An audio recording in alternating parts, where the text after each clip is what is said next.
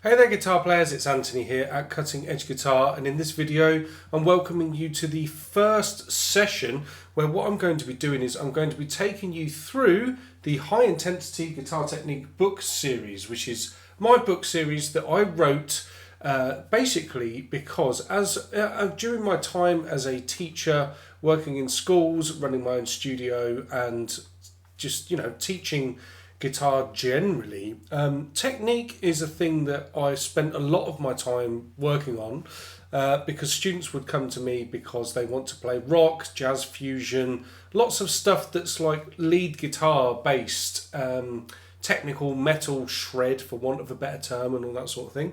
And effectively, as a young teacher, I used to use a number of different teaching materials, various books that I used at a certain time in my own development, possibly some online digital products at a particular time in my career, etc., magazine articles, and all them sorts of things. Now, what I found was that when I was teaching, you would basically be in a situation where if you wanted to teach legato guitar technique, hammer-ons, pull-offs, slides, that sort of stuff, here's the source that you would use. Then if you wanted to look at alternate picking, here's the source you would use. Sweep picking, oh, we need this thing for that.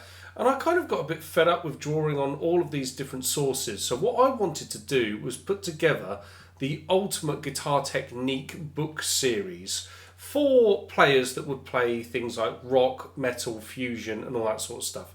So although I have put together something that is pretty comprehensive, it focuses on four main technical areas, which are legato playing, alternate picking, sweep picking, and tapping. These are the four technique areas that I've used in my own playing as a rock and metal and fusion lead guitar player, and these are the elements that I've seen that are pretty much the bare bones that you have to have down to be able to play all of the things you want to do.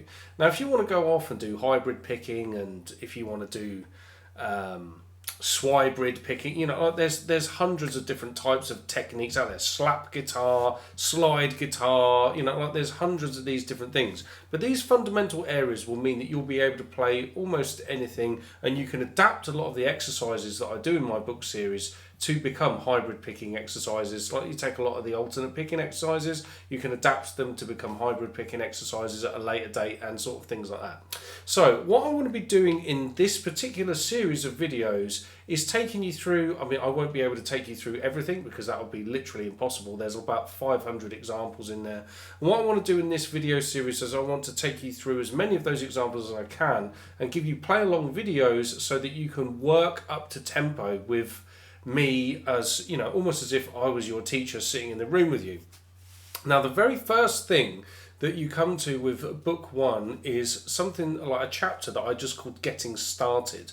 And I want to talk about that here, because obviously what I'm going to move into next will be almost impossible if you haven't at least got that down.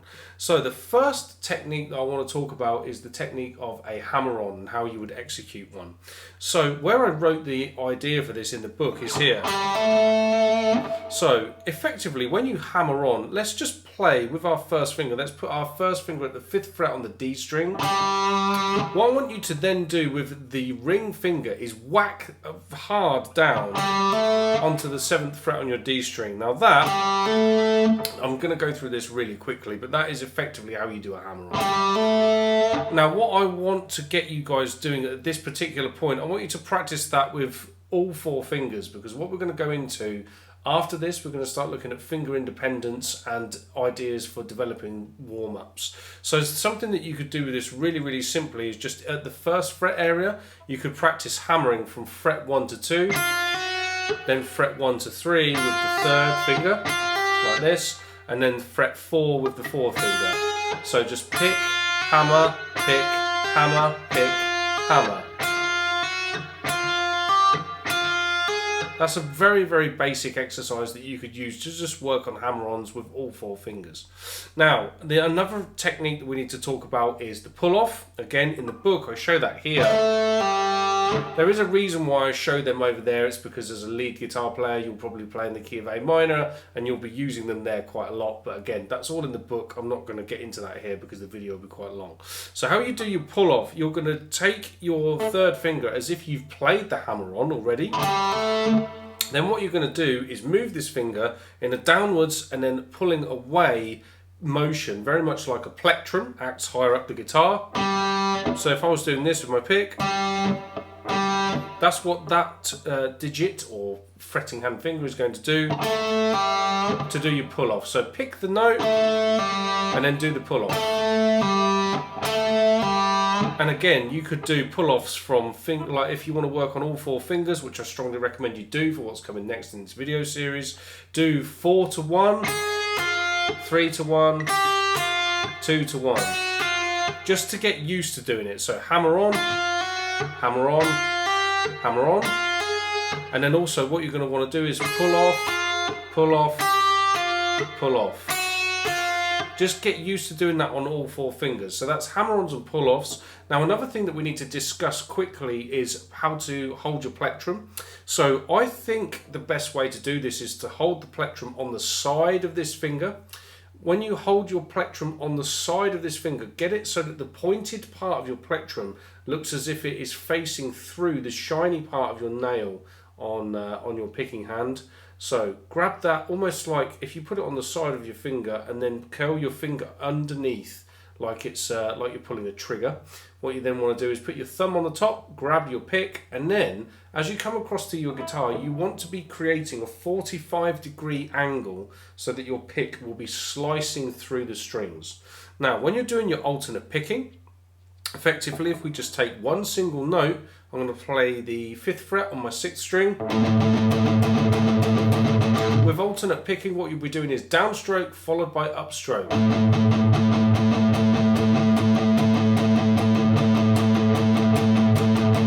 And that's the basics of alternate picking. Also as well, in that getting started chapter, I talk all about muting. Muting is super, super important. So muting, what I mean by muting, I want to look at fretting hand muting and picking hand muting.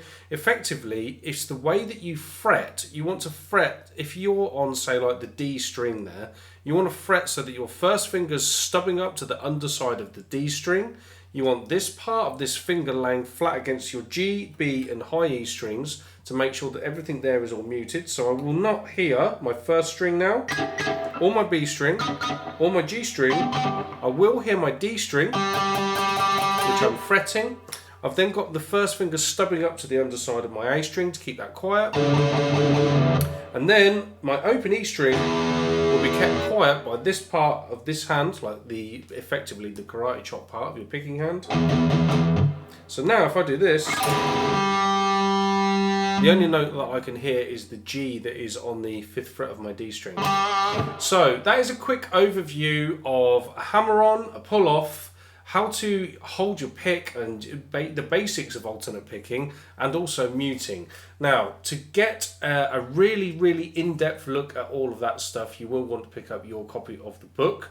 Now, that particular chapter covers all of that stuff in great detail, and we'll give you a bunch of exercises to do to get all of that started. And when you're comfortable with these very, very first few techniques, what I want you to do then is to come back and watch the next video that's in this series here on YouTube, because what we're going to do, I'm going to move into the next chapter and I'm going to talk about finger independence and warming up. And what I'm going to do is give you a whole host of videos where you can play along with me and gradually build up speed over time. So make sure you subscribe to the channel.